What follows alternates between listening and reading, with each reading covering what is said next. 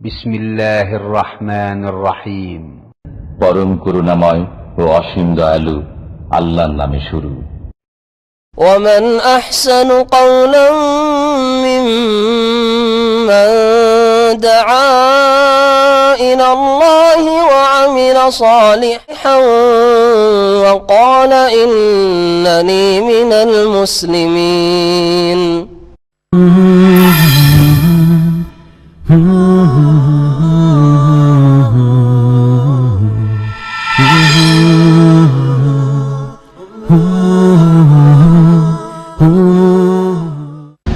السلام عليكم ورحمة الله وبركاته. إن الحمد لله نحمده ونستعينه ونستغفره ونعوذ بالله من شرور أنفسنا ومن سيئات أعمالنا. من يهده الله فلا مضل له ومن يضلل فلا هادي له. وأشهد أن لا إله إلا الله وحده لا شريك له وأشهد أن محمدا عبده ورسوله صلى الله تعالى عليه وعلى آله وصحبه وسلم تسليما كثيرا. يا أيها الذين آمنوا اتقوا الله حق تقاته ولا تموتن إلا وأنتم مسلمون.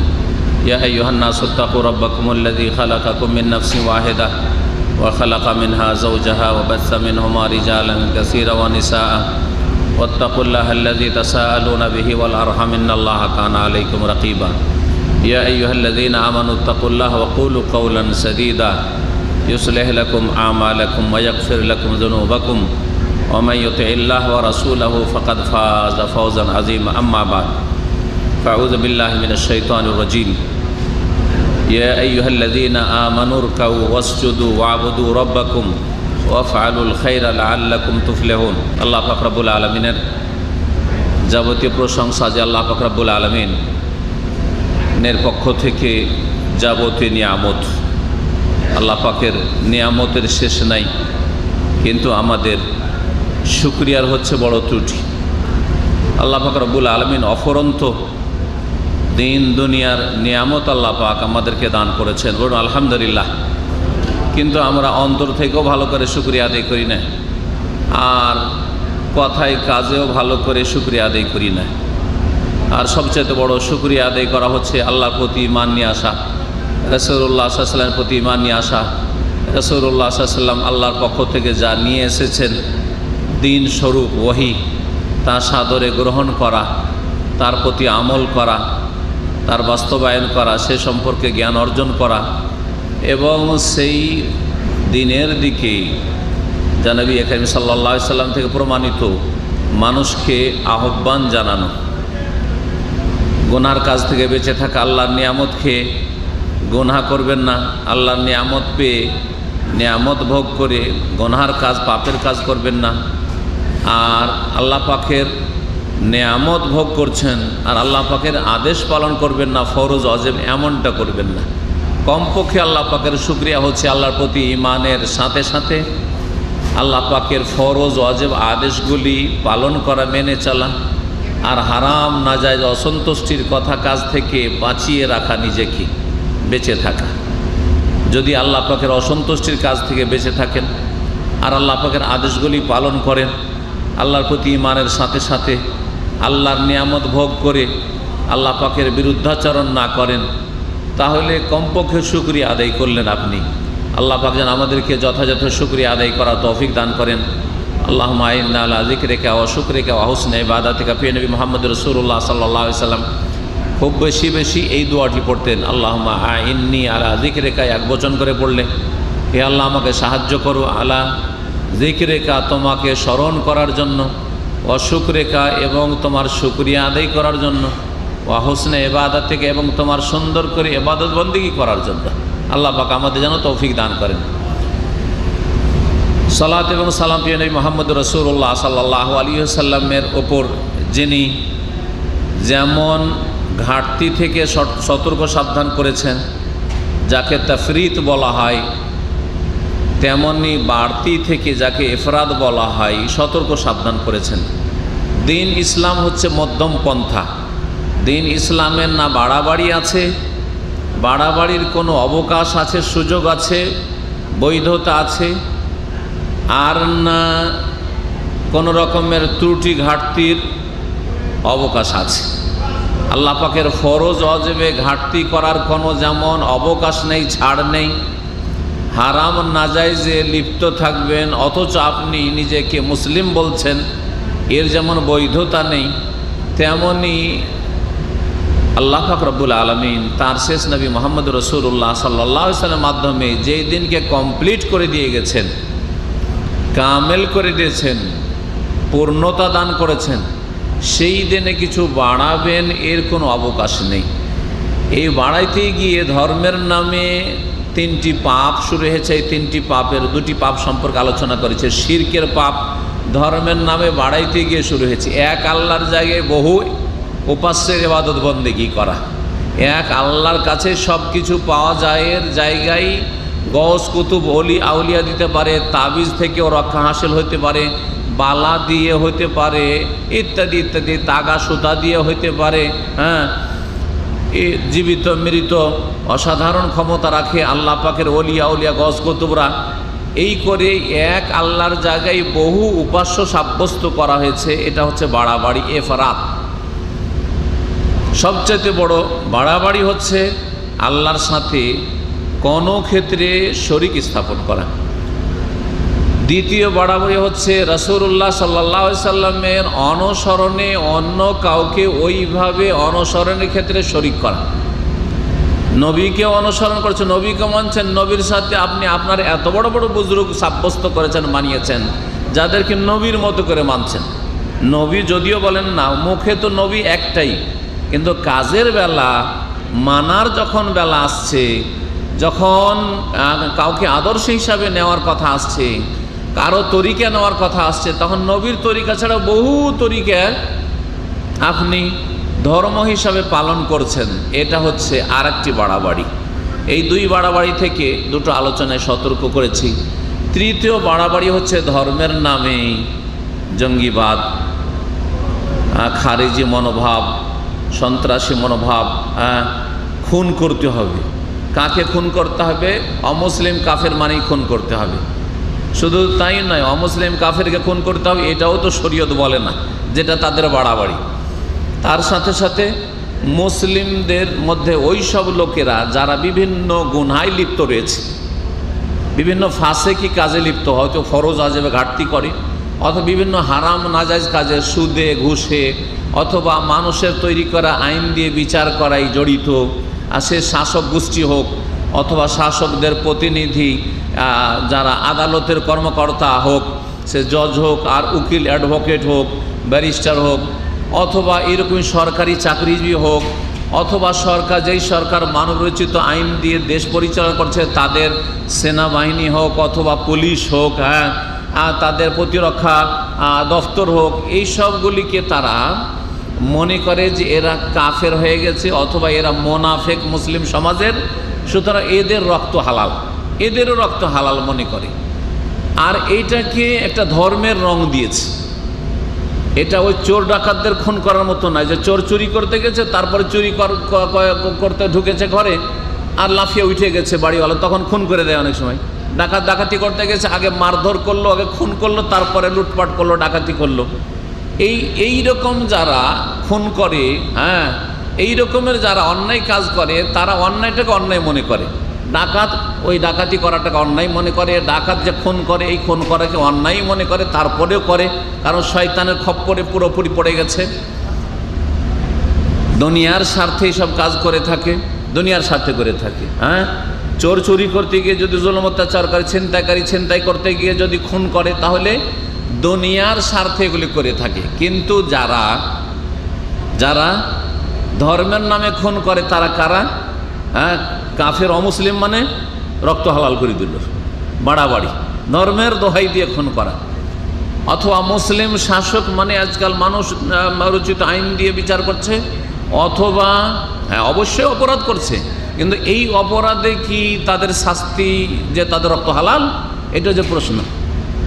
এই অপরাধের শাস্তি কি তাদেরকে খুন করা? আর এই অপরাধের শাস্তি দেওয়ার দায়িত্ব কি আপনার উপর ন্যস্ত আছে? দুটো প্রশ্ন। এই কথাগুলি ভালো করে বোঝার চেষ্টা করবেন। যে প্রথম কথা, একজন মুসলিম কাবিরা গুনাহ করছে, ধরেন কাবিরা গুনাহ, তার শাস্তি কি আসলেই কি তার রক্ত হালাল?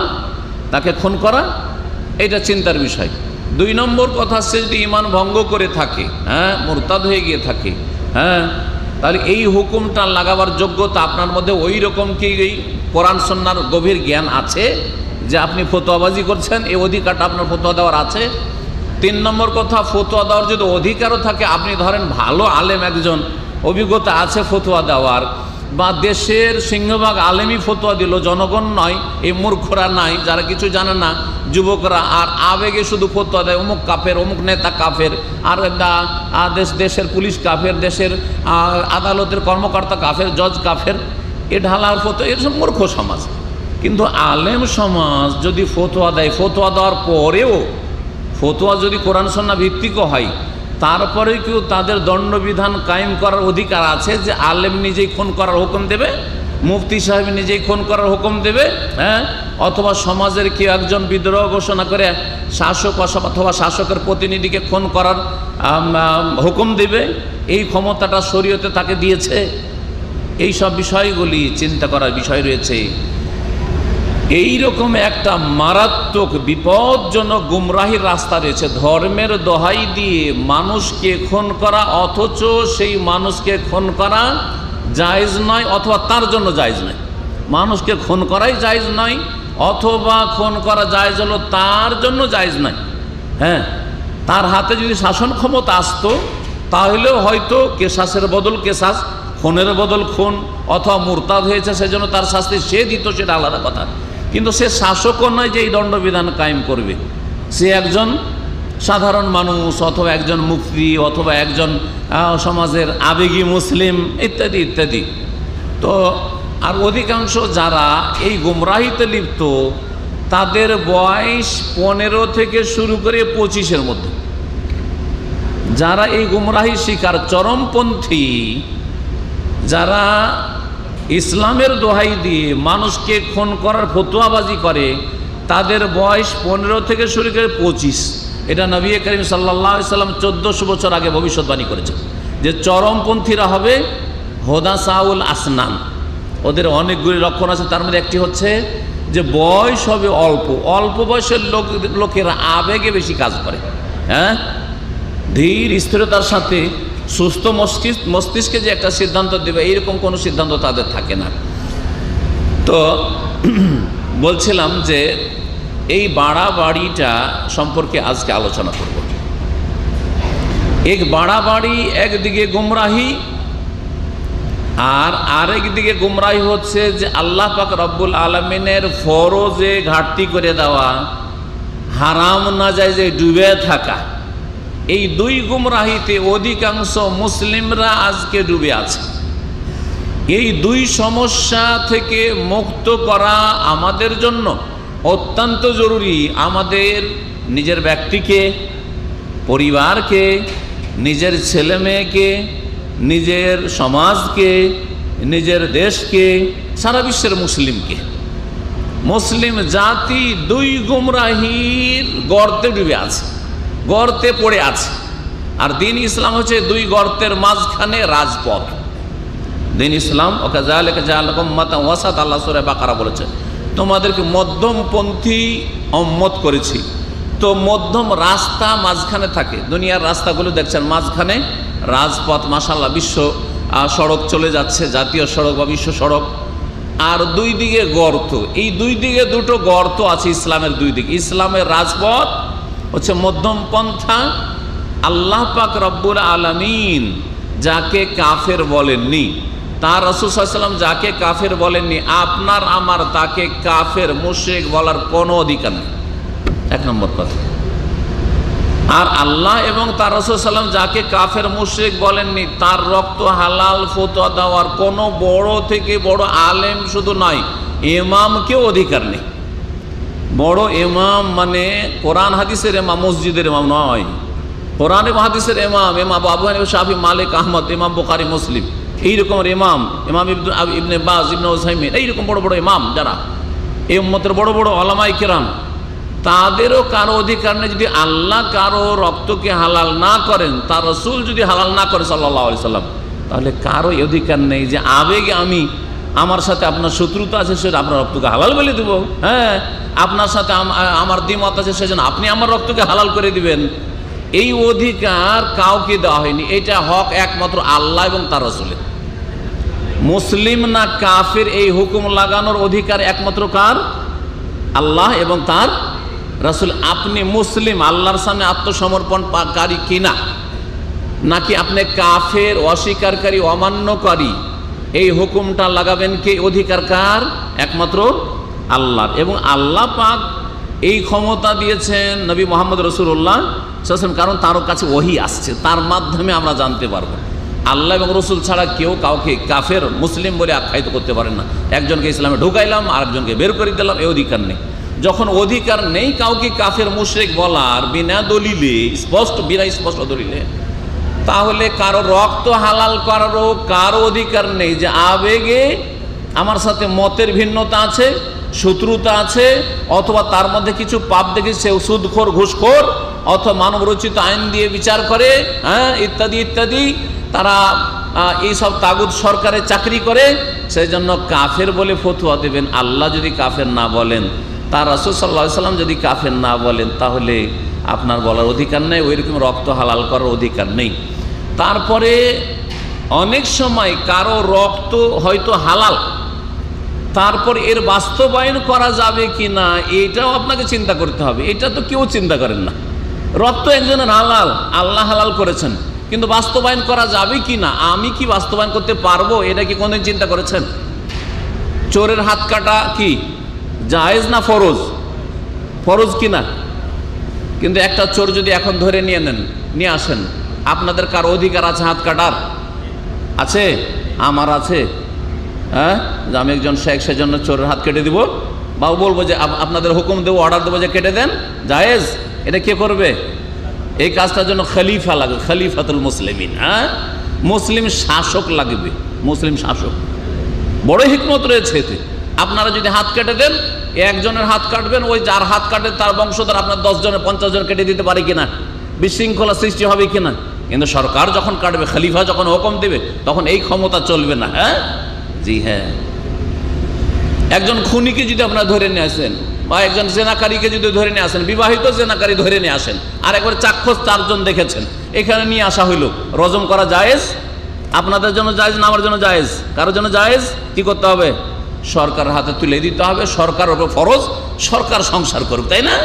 জেনাকারীকে সংসার করুক, খুনিকে হত্যা করুক, এটা সরকারের ফরজ, আমার ফরজ না, আপনার ফরজ নয়। যদি এই কাজটা করে ফেলেন আপনি অথবা আমি করি, তাহলে আমি কাবিরা গুনাহ করলাম, কাবিরা গুনাহ করলাম। জি, তো এই বিষয়গুলি না বোঝার কারণে মুসলিম সমাজে এক শ্রেণীর লোকেরা কি তৈরি হয়েছে? জঙ্গি তৈরি হয়েছে, সন্ত্রাসী তৈরি হয়েছে, চরমপন্থী তৈরি হয়েছে, খারিজি তৈরি হয়েছে। মুসলিম সমাজে যদি বড় মোনাফেকও বাস করে, বড় মোনাফেক, আল্লাহ পরকালে বিশ্বাস নেই। আচ্ছা বলেন, এই উম্মতে সবচেয়ে বড় মোনাফেকের নাম কি? কে বলতে পারেন? সবচেয়ে বড় মোনাফেকের নাম কি? আব্দুল্লাহ বিন ওবাই বিন সলুল, ঠিক না? কোথায় বাড়ি ছিল তার? মদিনায় বাড়ি ছিল। রাসূলুল্লাহ সাল্লাল্লাহু আলাইহি ওয়াসাল্লামের যত দুশমন আছে তার মধ্যে শীর্ষস্থানীয় 1 নম্বর দুশমন। মক্কার যদি 1 নম্বর দুশমন আবু জাহাল, আবু লাহাব হয়, তো মদিনার 1 নম্বর দুশমন কে ছিল? এই আব্দুল্লাহ বিন ওবাই বিন সলুল। হ্যাঁ, তার ইতিহাস যারা পড়বেন নবীর জীবনী তারা জানতে পারে। ওহদের মাঠে 1000 লোক যাচ্ছে, আর 300 মুনাফিকের রাস্তা থেকে নিয়ে ফিরে চলে আসলো, যাতে করে বাকিগুলো পালিয়ে চলে আসে, আর নবী একা পড়ে যায়। নবী সাল্লাল্লাহু আলাইহি ওয়াসাল্লামের সাথে কি করেনি সেই শয়তান, অভিশপ্ত মালাউন।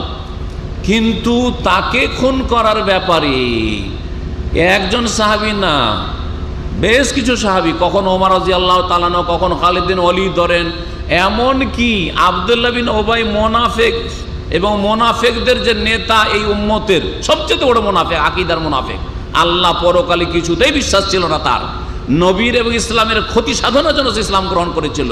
হ্যাঁ, সেই ব্যক্তির ছেলে আব্দুল্লাহ, তার নাম আব্দুল্লাহ ছিল, সে পাকা খাঁটি মুসলমান ছিল। ইয়া রাসূলুল্লাহ, একদিন আসলেন নবীর কাছে, এসে বলছে, ইয়া রাসূলুল্লাহ, শুনেছি যে আপনি নাকি আমার আব্বাকে, হ্যাঁ, আব্বা তো আমার কাফের মুনাফিক, এতে কোনো সন্দেহ নেই, আমি জানি, আর তাকে নাকি আপনি হত্যা করার হুকুম দেবেন।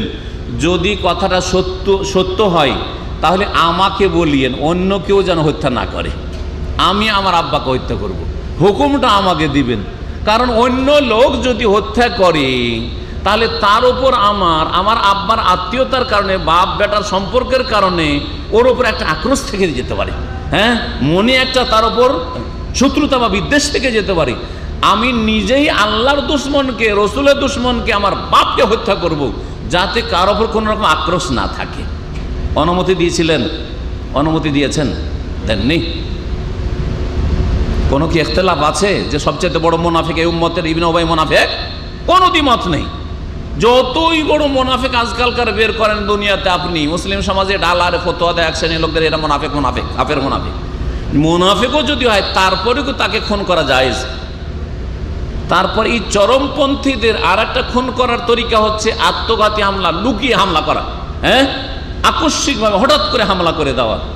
বলেন এর কোন নজির ইসলামের ইতিহাসে আছে? নবী মোহাম্মদ রাসূলুল্লাহ 13 বছর মক্কায় থেকেছেন। কত মজলুম, কত যে জুলুম অত্যাচার তার উপর হয়েছে, তার সাহাবীদের উপর হয়েছে, সাহাবী মহিলাদের উপর হয়েছে, কত যে কষ্ট দেওয়া হয়েছে। সুমাইয়াকে কি করে শহীদ করা হলো রাদিয়াল্লাহু আনহা, তার স্বামী ইয়াসেরকে কি করে হত্যা করা হলো, শহীদ করা হলো। তারপরেও তো নবী সাল্লাল্লাহু আলাইহি সাল্লাম কখনো এই ফতোয়া দেননি, কখনো এই অর্ডার দেননি যে এক কাজ করিও, রাতের অন্ধকারে আবু জাহালকে খুন করে চলে আসিও। রাতের অন্ধকারে গিয়ে বা পিছন থেকে গিয়ে আবু জাহালকে খুন করে দিবে তোমরা। হ্যাঁ, এরকম কি হুকুম দিয়েছেন? না, কখনো দেননি। না হুকুম দিয়েছেন সাহাবীরা পালন করে, সব কাপুরুষ ছিলেন নাকি? হ্যাঁ, তাহলে এই যে আত্মঘাতী হামলা করা আর এই করে ইসলামের এবং মুসলিমদের ক্ষয়ক্ষতি করা, ইসলামের ভাবমূর্তিকে নষ্ট করা এবং ইসলাম সম্পর্কে কাফেরদের মাঝে এমন ভুল ধারণা ছড়িয়ে দেওয়া যে ইসলাম যারা পালন করে, যাদের দাড়ি থাকে, যাদের টাকনার উপরে কাপড় থাকে, যারা ইসলামিক লেবাস পোশাকে থাকে, তাদের দেখলে ভয় লাগে, তাদের দেখলে, অথচ তারাই হচ্ছে সবচাইতে বেশি মানব জাতির হিতাকাঙ্ক্ষী।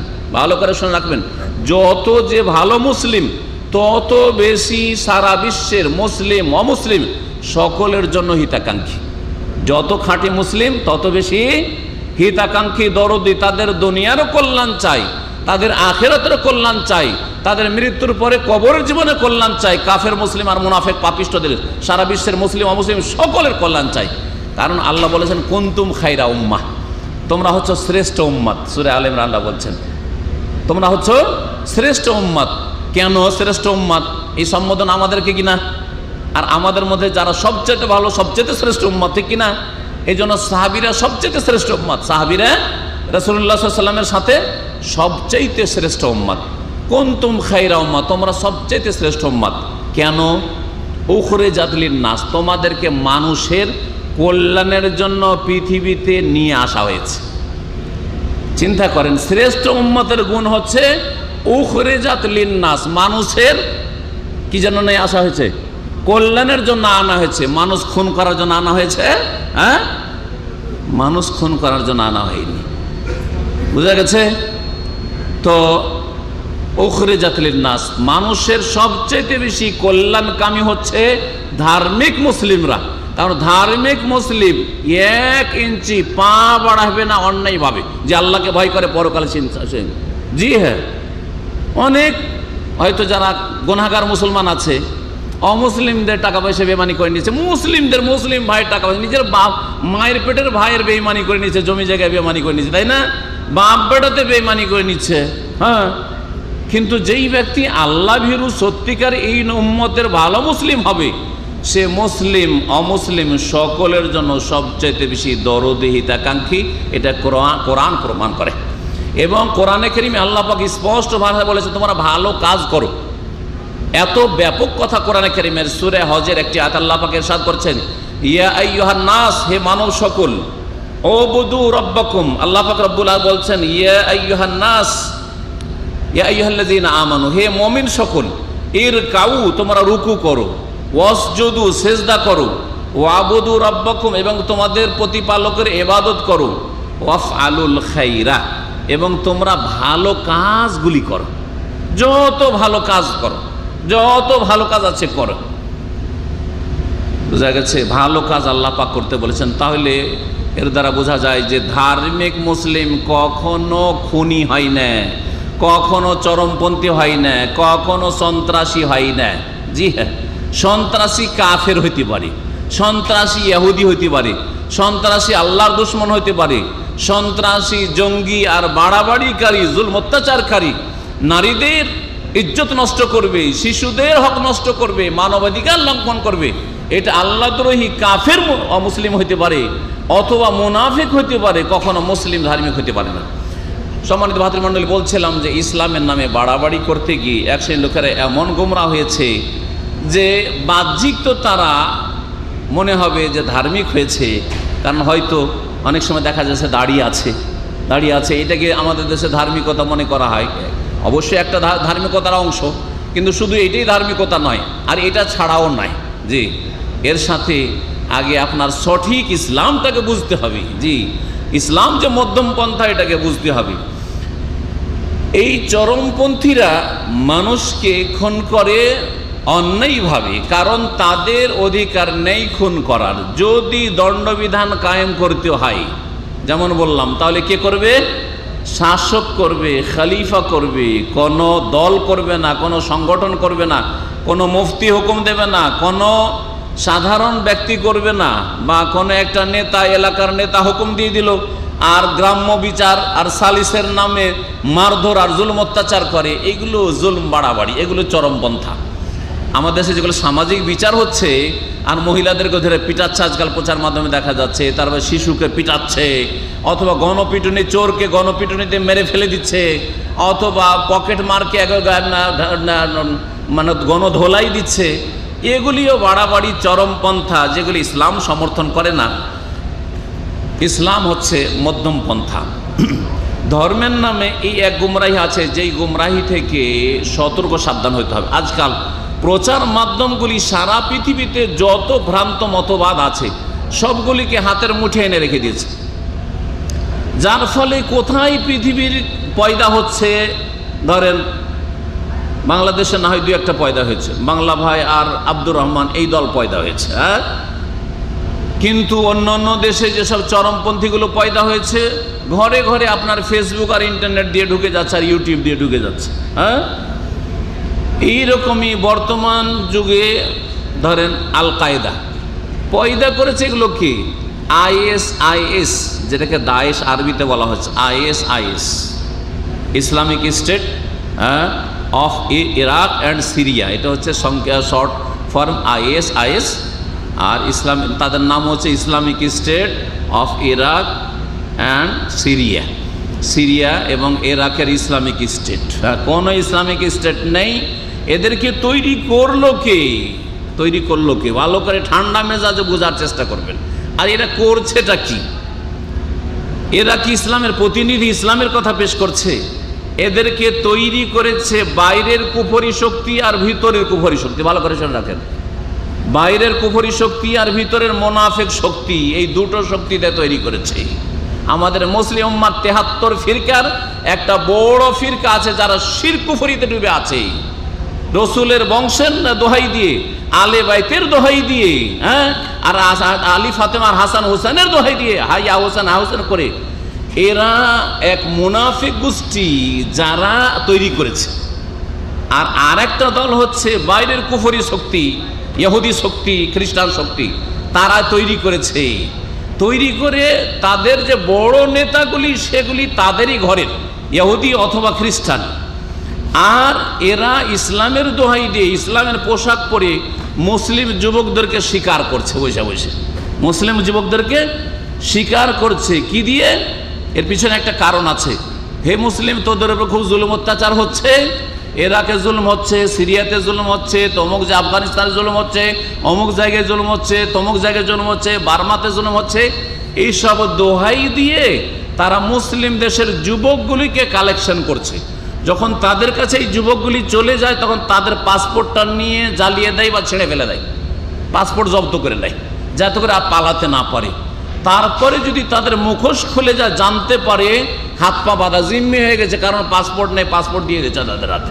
হ্যাঁ, যার ফলে আর ফিরে আসতে পারে না। কেউ যদি ফিরে আসতে চায় যে না আমি ভুল পথেতে নেমে চলে এসেছি, এরা তো আসলে ইসলামের প্রতিদিনে এদেরকে তো মুজাহিদিন মনে করে জেহাদ করে এসেছিলাম, তো যদি ফিরে আসতে চায় আর জানতে পারে তখন তারা মুনাফিকের ফতোয়া লাগায়, তারা নিজেদের লোকদেরকে খুন করে।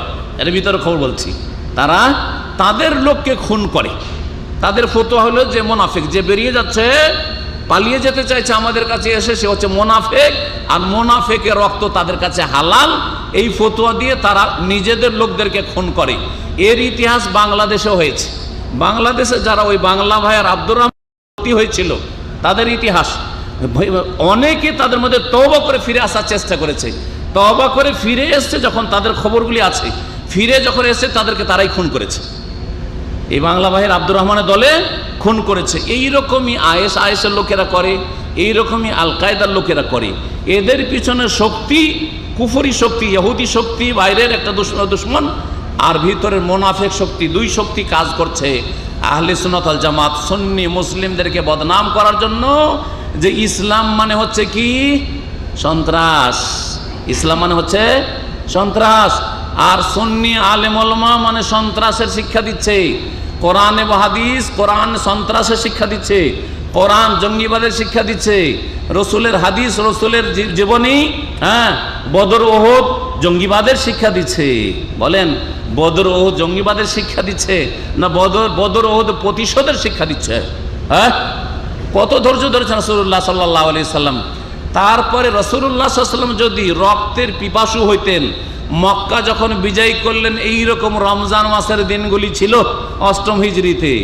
প্রিয় মুহাম্মদ রাসূলুল্লাহ সাল্লাল্লাহু আলাইহি ওয়াসাল্লাম যখন মক্কায় ঢুকলেন, ঢোকার পরে তার জাতিকে বললেন যে দেখো তোমরা আমার সাথে কি আচরণ করেছো 13 বছর মক্কায়, আর তারপরে 8 বছর মদিনায় হইল আমার। কত বছর হয়? 21 বছর। এই 21 বছরের ইতিহাস তোমাদের জানা আছে। তোমরা আমার সাথে কি আচরণটা করেছো বলো, এর বিনিময়ে তোমরা কি ধারণা করছো আমি তোমাদের সাথে কি করতে পারি? মা আনা ফাইলুন বেকুম, তোমাদের সাথে আমি কি আচরণটা করব বলো। তখন এই মক্কার মুশরিকরা অসহায় বলেছিল যে আখুন করিম ওয়াবনু আখিন করিম, তুমি হচ্ছে সম্মানিত আমাদের বংশের ভাই, রক্তের ভাই, আর তুমি আমাদের সম্মানিত ভাইয়ের সন্তান। তুমি হচ্ছে আব্দুল্লাহ আমাদের ভাই, তার সন্তান, তুমি হচ্ছে আব্দুল মুত্তালিবের সন্তান, তোমরা সম্ভ্রান্ত পরিবারের লোক। সুতরাং আপনার কাছে আর আমরা কল্যাণ ছাড়া অকল্যাণের কোনো আশা রাখি না। আপনি আমাদের সাথে ভালো আচরণই করবেন আশা করি। প্রিয় মুহাম্মদ রাসূলুল্লাহ সাল্লাল্লাহু আলাইহি ওয়াসাল্লাম বলেছেন যাও ইযহাবু ফাআনতুমুত তুলাকা, যাও তোমাদেরকে ছেড়ে দিলাম, যাও তোমাদেরকে ছেড়ে দিলাম। ফাআনতুমুত তুলাকা লা তাসরিবা আলাইকুমুল ইয়াওম, কোনো তিরস্কারও করছি না, কোনো ভর্ৎসনাও দিচ্ছি না, কোনো ধিক্কারও দিচ্ছি না যে এই করেছো সেই করেছো। যেমন আমরা বিচার সালিশ করে মাফ করলেও অনেক সময় কি করি, ধিক্কার দিই যে তুই এই করেছিস, তুই এই করেছিস, তোর সাথে আমি এই করেছি, এত উপকার করেছি, এত উপকার করেছি, আর তোর জন্য জান দিয়েছি, পয়সা দিয়েছি, ইজ্জত দিয়েছি, সব কিছু দিয়েছি, আর তুই আমার সাথে এই করেছিস। কিন্তু নবী করিম সাল্লাল্লাহু আলাইহি ওয়াসাল্লাম একটিও কথা বলেননি। যাও, কোনো রকমের ধিক্কার নেই, তিরস্কার নেই, ভর্ৎসনা নেই। ইযহাবু ফাআনতুমুত তুলাকা, তোমাদেরকে ছেড়ে দিলাম। নবী করিম সাল্লাল্লাহু আলাইহি ওয়াসাল্লামের যুগে সবচেয়ে বড় মুনাফিক ছিল, খুন করেননি। আর এরা এই জঙ্গিরা, এই চরমপন্থীরা মুনাফিক ফতোয়া দিয়ে খুন করে, মুনাফিক ফতোয়া দিয়ে মুসলিমদেরকে খুন করে। আর কাফের মানে রক্ত হালাল, কাফের মানে রক্ত হালাল। কে বললো কাফের মানে রক্ত হালাল? না, মোটেই না। এই জন্য আমার একটি আলোচনা আছে অনেক পুরাতন, আজকে থেকে 12 বছর আগের আলোচনা আছে, শুনবেন, 10-12 বছর আগের আলোচনা। এটা হচ্ছে সন্ত্রাস ও বোমাবাজি, সন্ত্রাস ও বোমাবাজি।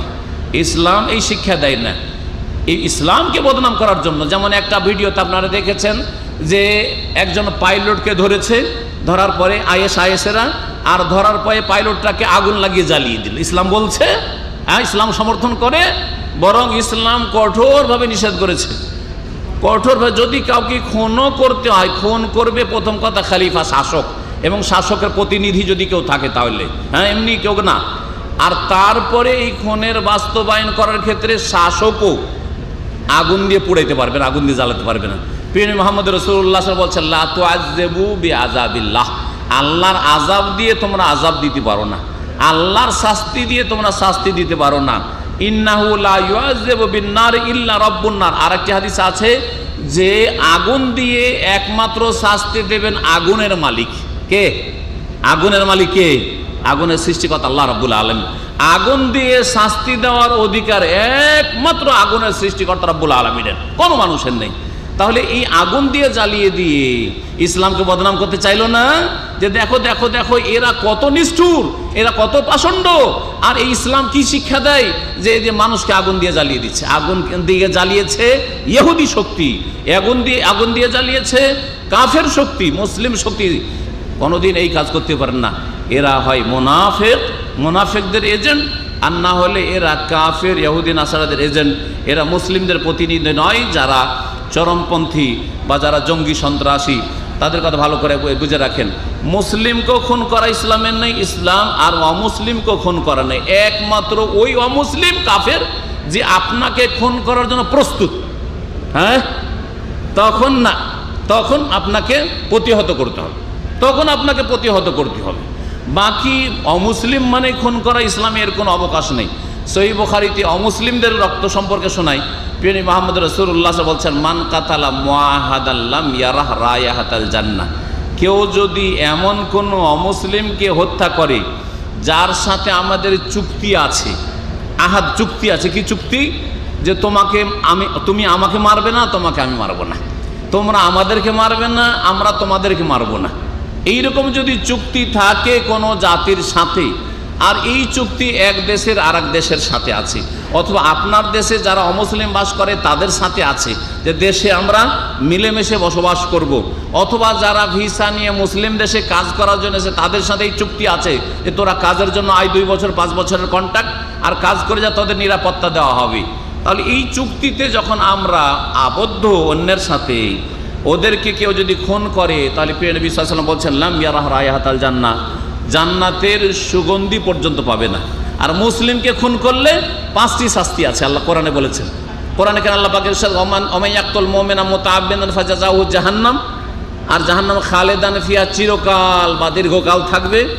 আর গজব আল্লাহ, আল্লাহর গজব হবে, ওয়া লানু, আল্লাহ লানত হবে, ওয়া আ'আদ্দা লাহু আযাবান আযীমা, আর মহাশাস্তি আল্লাহ তৈরি করে রেখেছেন। একটি হাদিস শুধু শোনাই মুসলিমকে খুন করা সম্পর্কে, আর মুসলিম দেশে বোমাবাজি করা, অথবা অমুসলিম দেশে বোমা ফুটানো, অথবা গোলাগুলি করা, বাজারে যে কোনো জায়গায় এলো পাথাড়ি ইত্যাদি, এইভাবে শোনাই। নবী করিম সাল্লাল্লাহু আলাইহি ওয়াসাল্লাম বলছেন, কাতলুল মুমিনি আযমু ইনদাল্লাহি মিন যাওয়ালিদ দুনিয়া। একজন মুসলিমকে খুন করা আল্লাহর নিকট সারা পৃথিবী ধ্বংস হওয়ার চাইতেও, মুসলিম ছাড়া সারা পৃথিবী, একদিকে একটা মুসলিম রাখেন, মুমিন রাখেন, আর সারা পৃথিবীর আসমান জমিন সব কিছুকে রাখেন। আসমান জমিন আর যা কিছু আছে, আসমান জমিনের মাঝে যা কিছু আছে, সব কিছু ধ্বংস হওয়ার চাইতেও মহা অপরাধ, মারাত্মক হচ্ছে একজন মুমিন মুসলিমকে খুন করা। সুতরাং ইসলামে কোনো মুসলিমকে খুন করা নেই এই অজুহাতে যে কেউ মুনাফিকে যে ফতোয়াবাজি করার অধিকার নেই। আর ইসলামে অমুসলিমকে, নিরীহ ব্যক্তিকে, আপনি যেই ব্যক্তি আপনাকে খুন করেনি অথবা তার খুন আল্লাহ হালাল করেনি, তাকে খুন করার অধিকার নেই। আর যদি তার খুন হালাল হয় শরীয়তে, তাহলে তার বাস্তবায়নে একমাত্র শাসক করবে, দেশের সরকার করবে, খলিফা করবে, অন্য কেউ করতে পারবে না। শেষখানে একটি কথা বলে আমার এই আলোচনা শেষ, সেটা হচ্ছে আমাদের এই যে নিউ জেনারেশন যুবকরা, বিশেষ করে আমাদের ছেলে মেয়েরা যাদের সামনে ইন্টারনেট রয়েছে, এদেরকে 2 গুমরাহি থেকে বাঁচাবেন। এক হচ্ছে চরমপন্থার গুমরাহি, তো মুসলিম বানান, কিন্তু চরমপন্থার গর্তে যেন আপনার ছেলে মেয়ে না পড়ে যায়। আর আরেক হচ্ছে বেনামাজি বেদিন ছেলে মেয়ে বানায়েন না। হ্যাঁ, এই 2 গুমরাহি থেকে ছেলে মেয়েকে যদি রক্ষা করতে পারেন, তাহলে আপনার পরিবার সফল, আপনার মেহনত সফল, আর আপনি হচ্ছেন সফল বাপ মা। আল্লাহ পাক যেন তৌফিক দান করেন। আল্লাহ সমস্ত রকমের গুমরাহি থেকে আমাদেরকে বেঁচে থাকার যেন তৌফিক দান করেন। আমাদের ছেলে মেয়েদেরকে সমস্ত রকমের ভ্রষ্টতা থেকে, গুমরাহি থেকে বাঁচিয়ে রাখার তৌফিক দান করেন। আগামীকালকে আমাদের বড় সম্মেলন আছে, জুমার পর